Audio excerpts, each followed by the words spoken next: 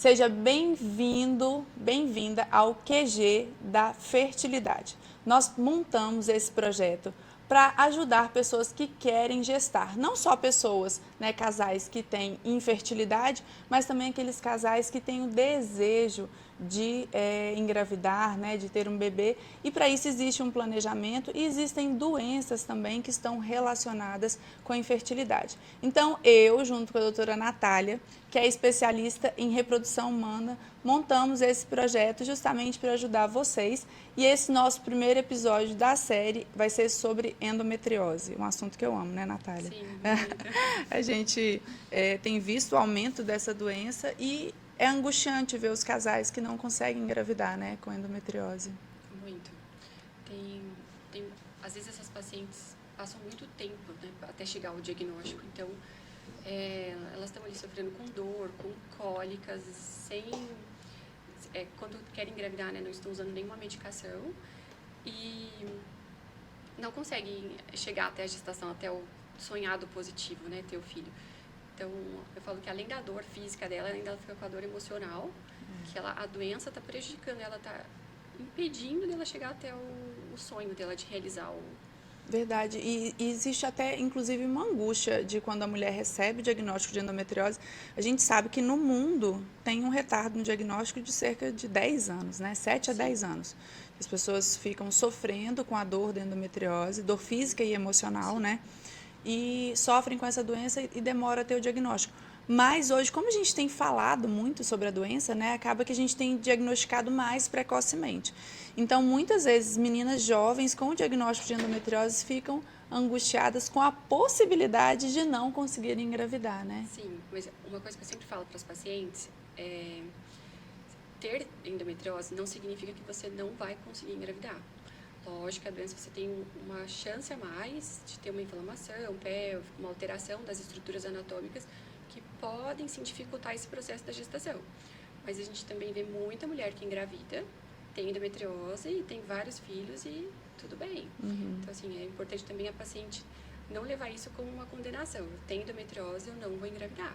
Que sim, ela vai engravidar. A gente está aqui para ajudar, né? Exatamente. Pra tentar... Uma coisa que eu falo muito para as pacientes que a gravidez é uma maratona, Sim. né? E ninguém entra para uma maratona sem se preparar. Ninguém vai sair correndo 42 quilômetros sem nunca ter corrido antes, né? Então, existe um preparo para isso. Mas muitas vezes as mulheres chegam no consultório buscando engravidar, estou tentando engravidar há 6 meses e não consigo, né? E daí se deparam com a infertilidade e com o diagnóstico da doença, né?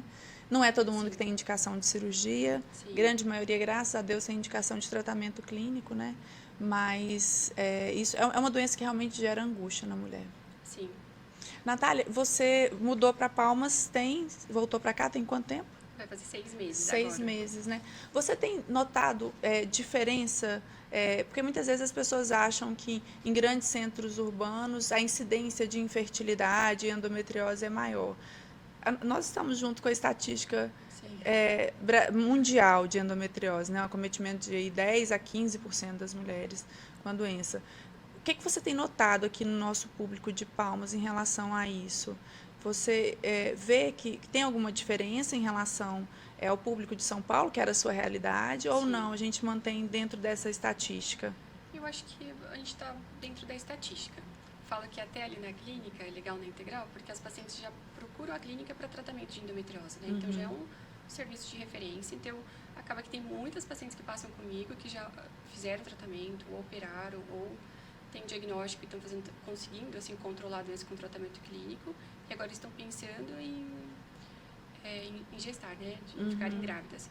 Mas tem trabalhos que falam que cerca de 30% das mulheres que têm dificuldade para engravidar, elas têm endometriose. Exatamente. E a maioria pode ser até uma doença silenciosa, não necessariamente ela vai ter a dor pélvica clássica, a dor durante a relação sexual, mas o fato dela ter a doença, e às vezes isso não ser diagnosticado, a gente está aumentando o tempo para ela ficar grávida.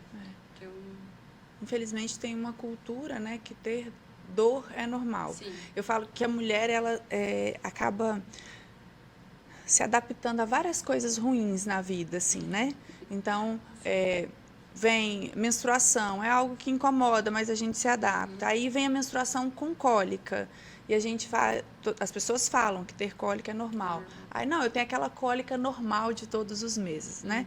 E, na verdade, quando a gente vai aceitando essas coisas ruins, a gente também está mais propensa a aceitar coisas ruins na vida, né? Relacionamentos que não são bons, estar num ambiente de trabalho que não te traz satisfação, né? Então, nada que não está bom para a gente, que gere qualquer tipo de desconforto, a gente pode aceitar, né?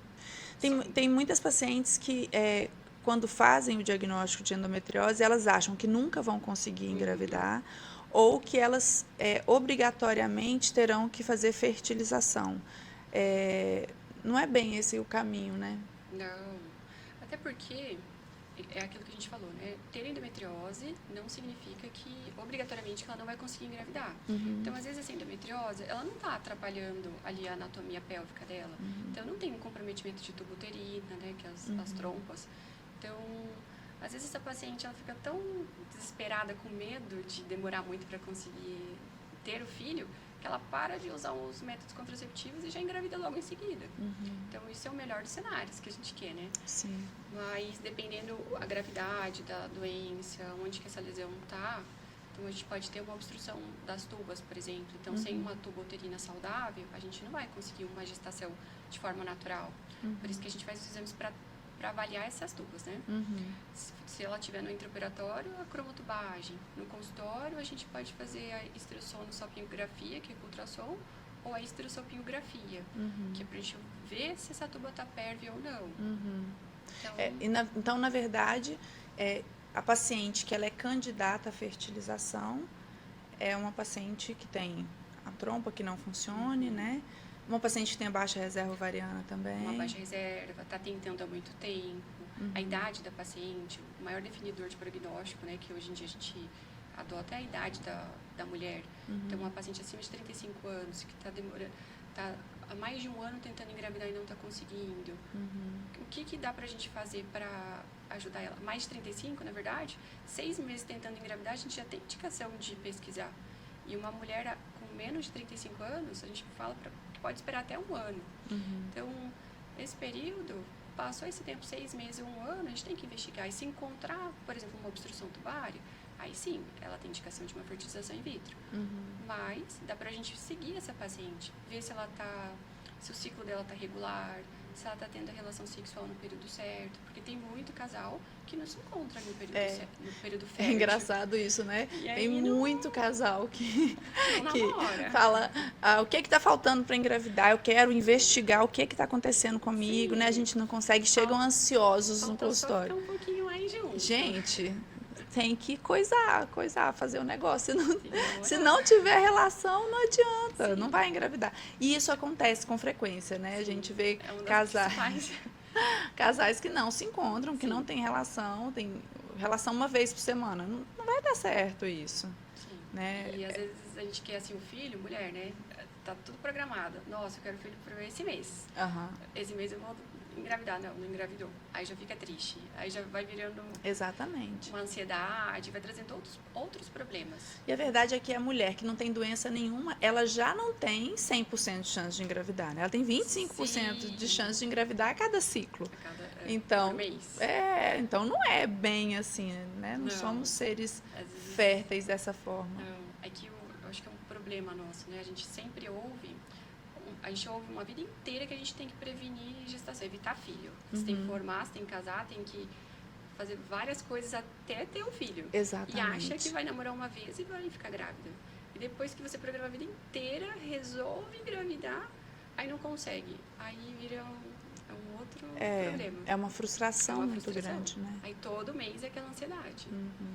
As pacientes, né, que aí na verdade esse QG é quase que uma briga, né, porque eu defendo a cirurgia enquanto você defende a parte de reprodução, de fertilização, enfim. Mas o que eu tenho visto muito é justamente a gente parar com essa briga e muitas vezes associar os tratamentos, né? Tem pacientes, por exemplo, que têm endometriose super grave e que vão para a fertilização e a chance de sucesso é menor, não é isso? Quando ela tem uma endometriose Sim. estenosando intestino, grandes endometriomas, Tem né? até os trabalhos que falam que aquele ambiente inflamatório que a endometriose causa, isso prejudica a fecundação, né? A fertilização e depois até o desenvolvimento da gestação. Então, se a gente resolver esse ambiente primeiro, se for operar, melhorar toda aquela inflamação, fazer um tratamento clínico, e depois ela tentar engravidar, isso poderia ter mais sucesso. E aí uma paciente, a nossa briga é, né? Que se a paciente tem uma lesão no ovário, No ovário, se exatamente. o endometrioma vai comprometer aquela reserva ovariana dela, então é interessante, antes da cirurgia, congelar esses óvulos, Sim, pra gente ter aquela garantia, porque imagina se ela perde o ovário, né? exatamente. Na cirurgia é super delicada, todo mundo tenta preservar, exato. mas dependendo, é uma situação mais E crítica. o que eu falo para as pacientes é o melhor dos mundos. Vou te apresentar Sim. o que é o melhor dos mundos. Então, congela, opera e depois finaliza o processo Sim. com transferência, enfim. Isso seria ótimo. É o que eu falo como o melhor dos mundos. Mas ainda existe muita restrição, eu vejo, assim, das pessoas, inclusive religiosa, em relação à fertilização, né? Sim. As pessoas veem muito assim como se estivéssemos brincando de Deus quando a gente vai fazer uma fertilização. Manipulando uma vida, talvez. Porque você vai fazer isso de uma maneira extracorpórea, né? Então, isso acaba sendo um impeditivo às vezes também, né? O que eu falo para as pacientes, que é assim, que quem dá a vida é Deus. Então, a gente, talvez ela só não está engravidando porque aqueles gametas não estão se encontrando, que é o espermatozoide e o óvulo. Então, a gente vai ajudar eles se encontrarem fora do corpo, mas na hora que a gente transferir o embrião, dali para frente, é entregar nas mãos de Deus. Então, eu sempre falo esse argumento para elas. Eu falo assim, olha, pede para Deus, entrega nas mãos dele, porque quem vai dar o fôlego de vida é Ele. Exatamente. Tem até na Bíblia fala que Deus conhece a gente desde quando nós éramos um embrião, trazendo uma Bíblia mais atualizada. Então, ele fala até quando a gente não tinha nem forma dentro do ventre da nossa mãe.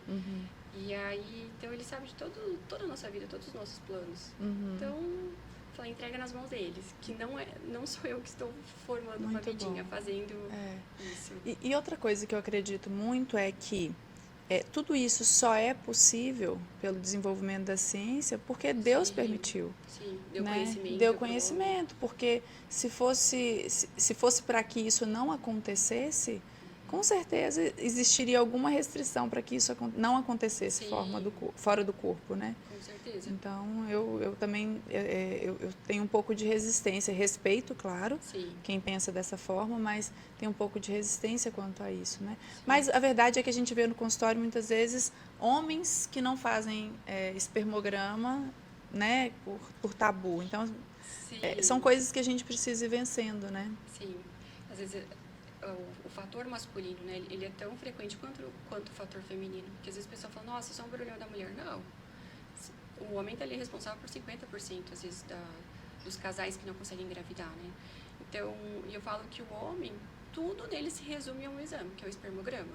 É legal de fazer? Não, eu acho que não deve ser. Mas é só um. A mulher, a gente vira de ponta cabeça, né? Faz vários exames, ultrassom, estruçalpingo, às vezes cirurgia e a gente só quer um espermograma. E a gente só quer um espermograma. Isso. Então eu falo assim, olha, por favor, ajuda. Verdade. Isso aí, e realmente, e muitas vezes a paciente faz tudo isso. Essa semana mesmo eu atendi uma paciente que ela fez tudo isso. Ela fez esterossalpingo, ela fez esteroscopia, ela operou, ela fez o tratamento clínico e o marido não fez o espermograma. Você ainda não, tô esperando. Exatamente. Aí isso acaba atrapalhando muito, porque vai que ele também tem algum fator, né? Masculino, que aí junta um fator masculino leve com feminino leve, então a gente já tem um casal. E eu sempre falo, também eu aprendi isso, que a infertilidade é um problema do casal. Então, não é um só que carrega, é os dois. Eles resolveram estar juntos e ter um filho junto.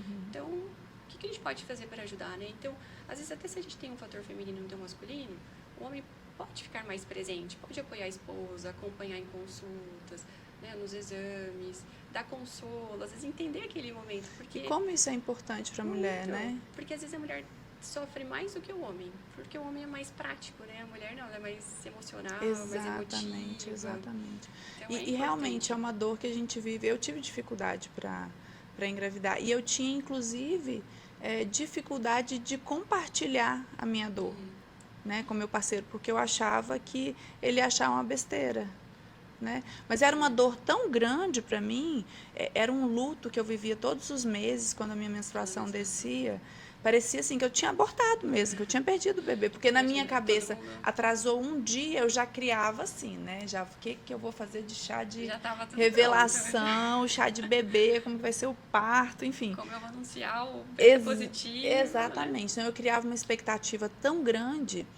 E na verdade, uma coisa que eu vejo é o quanto eu mudei com as minhas pacientes tentantes depois que eu fui uma tentante e o tanto que eu sofri. Até a endometriose mesmo, né? A minha ida para a endometriose foi porque eu tive o diagnóstico de endometriose e não se falava dessa doença. Eu estava terminando a residência de ginecologia e ninguém falava de endometriose na minha residência. No último ano que eu ouvi alguém falar assim... Você sofrendo e não sabia por quê. Então eu falei, peraí, gente. Aí a visão de empresário, assim, né? Peraí, tem um monte de gente com essa doença, ninguém está falando sobre ela, então eu acho que eu vou investir nisso daqui. Então acabou trazendo para mim, eu quis entrar nesse mundo por isso, mas na vida das mulheres tentantes, eu não ter conseguido, nossa, como isso mudou o meu olhar. Porque eu empatia, você sente a dor dela, né? Sentiu a dor dela. Eu sei como é que é isso, né? Eu ouço muito isso. E é uma coisa que eu vejo, é porque eu não faço mais obstetrícia, mas se hoje eu fizesse obstetrícia, seria totalmente diferente. Porque hoje entender a cabeça de uma grávida, né? Todas as minhas angústias, os medos que eu passava na gestação, as inseguranças, hoje certamente seria tudo diferente. Né, pelo fato de eu ter vivido isso, né, eu consegui engravidar depois, mas foi muito diferente, com certeza. Eu vejo, é bem isso, assim, e eu pensando, né, fisiologicamente, na fisiologia, a paciente já está ali, a menstruação já é uma TPM, já tem aquela queda hormonal toda, e a gente já está triste, já está esperando, né? E aí você já tá sentindo que vai descer a menstruação, aí desceu e vem o luto. Nossa, eu não consegui. E as pacientes falam justamente isso, doutora, toda vez é um luto. Eu choro, eu tô triste. E às vezes briga com o parceiro, com o marido, e vira um... E por isso que é importante, né, esse apoio, essa presença do parceiro em todo esse processo. Entendi. E eu vejo que é ainda pior quando o parceiro já tem filho. Porque ele está resolvido quanto a isso. Então, a dor passa a ser exclusiva da mulher. E ele acha que ele não tem mais problema. Exatamente. Né? Porque há 20 anos atrás, quando ele era adolescente, ele engravidou alguém, né? A maioria fala, não, doutora, eu já tenho filhos. Mas é importante também o homem fazer o espermograma de novo, porque pode ter alteração ao longo da vida. Se ele tem uma varicocele, diminuiu ali a produção dos espermatozoides. Hoje é muito comum, os homens vão para academia e usa testosterona exógena, usa o pessoal chama a bomba. Os anabolizantes. Para crescer. Anabolizante, ele cessa a produção de espermatozoides.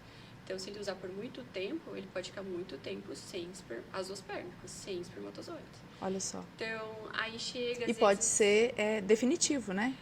Essa azoospermia? É transitório, né? Se ele para. Mas demora. Às vezes vai demorar 3 meses para voltar a um ciclo normal, 6 meses. Aí já tá naquela ansiedade. A esposa tá doida. A esposa tá pesquisando, virando de cabeça para baixo. E o marido...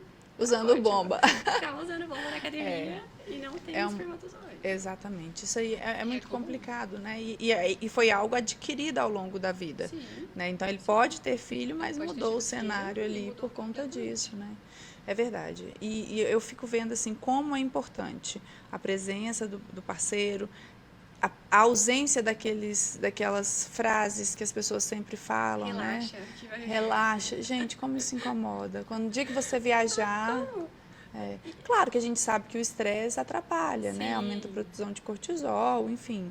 E atrapalha na fertilidade, mas essa frase não ajuda em nada. Que tanto, né? Aí eu já escutei muito de pacientes que programaram viagens caras, foram para resorts super tops, e aí voltaram e não engravidou. Endividadas. Isso é engravidar. Tem um dinheirão com viagem e não deu certo. E eu tava relaxada, doutora. Então, assim, tava sem estresse. Tinha namorado no período fértil e não engravidou. Mas não tratou endometriose. Então, né? Tinha uma endometriose que não tinha tratado. Exatamente. Tem uma tuba que tá obstruída. Exatamente. Então, alguns impeditivos, né? Que ela tem que... A paciente que tem endometriose, elas chegam muitas vezes querendo operar, né? Todas elas chegam, não, quero operar logo. Mas a verdade é que a gente não vai operar todo mundo. A paciente que tem endometriose, a minoria tem indicação de cirurgia. A gente vai operar aquela paciente que tem uma doença muito grave, né, que possa gerar obstrução de trompas, obstrução intestinal, até que a obstrução de tubas, não, falei errado.